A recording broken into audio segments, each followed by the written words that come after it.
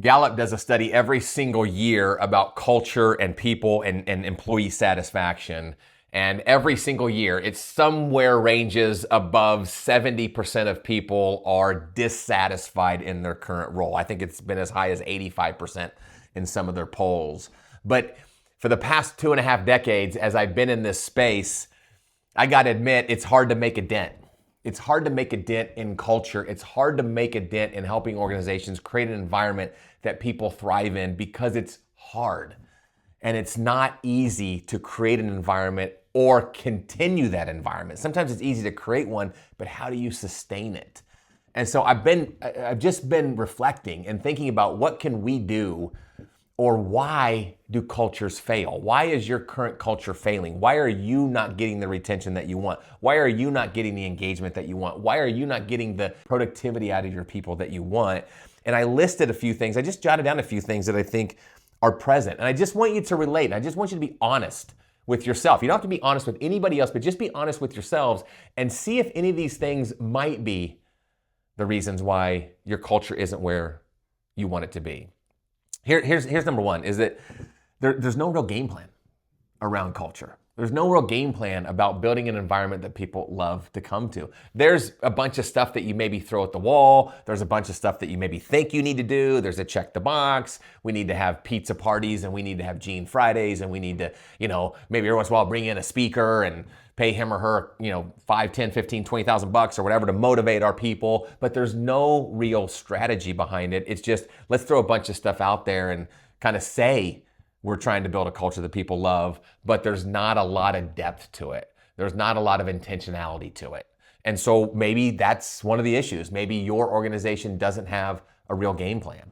Or maybe you're a leader that's sort of somewhere in the middle, and mid-level managers these days have the biggest challenges because they're getting pressures from all sides. But how can you potentially just focus on and control your controllables? Maybe there's no real game plan for your team. Maybe that's the only thing you control is your team. Maybe you have a team of 5. Maybe you have a team of 20. But maybe that's the only thing you control, but you have no real strategy about how you build a micro culture or a climate with your team that allows them to thrive. So I think that's one of the things. When we walk into organizations, they say they want it, but they're not really willing to sit down and put a true game plan behind it that they can implement, track results, and make sure that it's sustainable within the organization. So that's the first thing. The second thing is it's not integrated into overall strategy, right? They have all these strategies, they do all this strategic planning, they have all these goals and visions and missions and things they want to accomplish, but the culture piece, it's not embedded, it's not ingrained. They might have a culture piece, they might have maybe a small strategy around it, but it kind of runs parallel to everything else. It's like, here's our big game plan, and then over here, here's culture and people. So if it's not integrated, it's hard for sustainment. It's hard to be focused. Somebody once told me that you can't delegate culture, you have to drive it. And I believe that's true. You can't just have a chief culture officer or chief people officer and let them ultimately do it. They're vitally important to it, don't misunderstand me, but they have to be connected to the overall strategy. It has to be integrated. So that's another reason.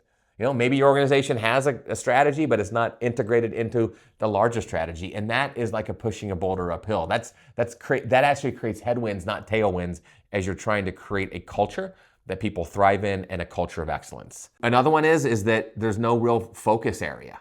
There's no real focus area on culture. Again, they say that there is, but it gets overlooked. Like, they might have a game plan, it might be integrated, but then when it comes to implementation, it's just maybe hit or miss.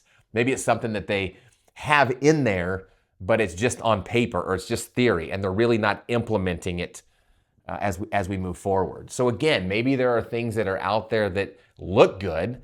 Maybe there's values on the wall, or maybe there's motivational posters or whatever, but there's no real focus area to get those things implemented to create a better environment that people come to work and they want to come to work, and it attracts top talent, because that's the place where people want to thrive in that culture. So I don't know, maybe there's focus areas that are lacking or implementation that's lacking inside your organization.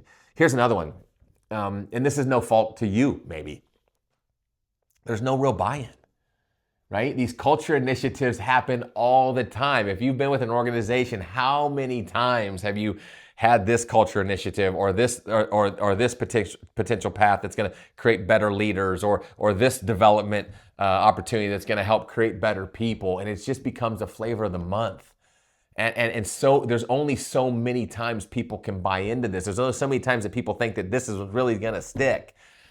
So that is something that even if you have a game plan, even if you're committed to sustaining it, even if you see a 10-year runway where you are really going to change the culture within your organization, that will be a headwind. You have to get people involved. You have to get people to see that this is not a flavor of the month, that this is different, that this does impact them, that they can see the benefits and understand what's in it for them. That will help them, not easy, but easier to get on board and hopefully create momentum with you versus pushing against you. I always say I'd rather walk with 4 or 5 than try to drag 100. So how do you find people, and it might be an iterative process, but how do you find people that every once in a while they're walking with you? And you get more people walking with you, and you get more people walking with you. But realize no matter what, if you try to change culture today, or you have an initiative to make that the best place to work in your city, you will be faced with lack of buy-in because people have seen it and they don't trust it, and things have come and went and they've outlasted them. So they'll just bury their head in the sand and they'll outlast it again. And the last one is kind of, which goes along with that flavor of the month, is there's no consistency. You keep trying new things and you don't give things time to really get embedded into your organization or become a part of your DNA. I use it like a football field. It's like we start at the goal line, we get to the 50.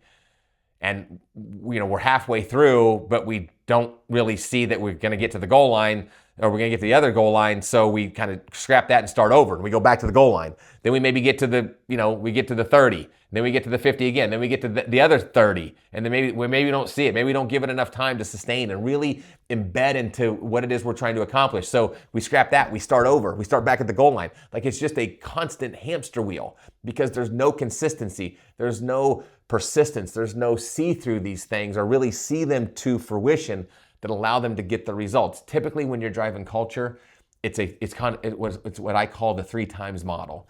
It takes 3 times the energy and effort. It takes 3 times the time that you think it's going to be embedded. And a lot of times it takes 3 times the investment. And I'm just talking about dollars. I'm talking about people investment and the energy that you put in it. So it's a 3 times model. It's not going to happen sometimes when we think it's going to happen. So we have to stay the course and not just scrap and start over, because when we do that, again, we're having an adverse impact and that buy-in from our people continues to diminish and wane.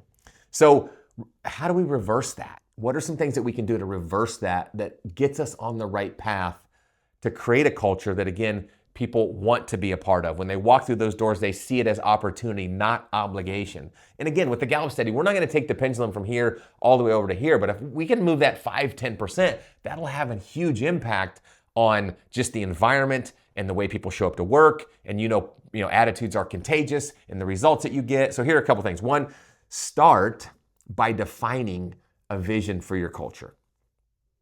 What's the ultimate vision? If you could paint a picture of the perfect culture, what would that look like? Get specific, get vivid, really understand it versus just kind of going at it half-assed or just throwing a bunch of things on the wall. Second, once we have that vision in place of what we truly want our workplace to be, set some goals. Goals are sort of the stepping stones that are going to get us to the vision. Right? If I start on a journey, what's that first step? What's that second step that I need to take? Those are the goals that are going to move us in the right direction. From the goals, create some immediate action steps. What's some low-hanging fruit that we can do that will drive more buy-in, that will get people to understand that this is different, that will get people to understand that we're truly committed to this? What are those things that we can do? Create a shared experience with your people. Involve everybody. Right? Get everybody's input. See it from, I call it a 360 viewpoint. Try to see it from all sides. It's dangerous to attack culture or to try to change culture from a few different angles. You really need to understand a 360 viewpoint and get people to understand it. Because a lot of times decisions are made and it impacts other people, and I have no idea how it impacts other people unless I truly see it from all sides. So create that shared experience. Get people involved in your culture. Get an understanding of what they want out of it and what they can do, and really get people working together to drive a true culture that's sustainable, that outlives you as a leader, that outlives anybody. That's the whole key as we're moving this thing forward. and then take the first step. Whatever that step is, if you're committing to it, if you have a vision, if you have goals, if you have action steps, if you're creating a shared experience, and you're ready to now move into implementation, take the first step. It's gonna be scary. You're gonna have self-doubt. You're gonna think, well, why am I doing this? We've tried this 10 times, it's not gonna work. I get all that. Take the first step, stay consistent, stay persistent, track results, celebrate successes, and watch over time as your culture becomes something that people thrive in, they wanna be a part of, and it drives even better results. Best of luck. If this interests you and you don't want to tackle this alone, this is what we do. This is what we are set up for. This is my number one mission in life, is to help impact people and impact organizations that create thriving cultures. So if you need help with creating a vision, if you need help with setting strategy, understanding where to start, understanding getting that 360 viewpoint, that's our areas of expertise. We've been doing it for over 2.5 decades. We do it all over the globe, 40 countries, 15 different languages.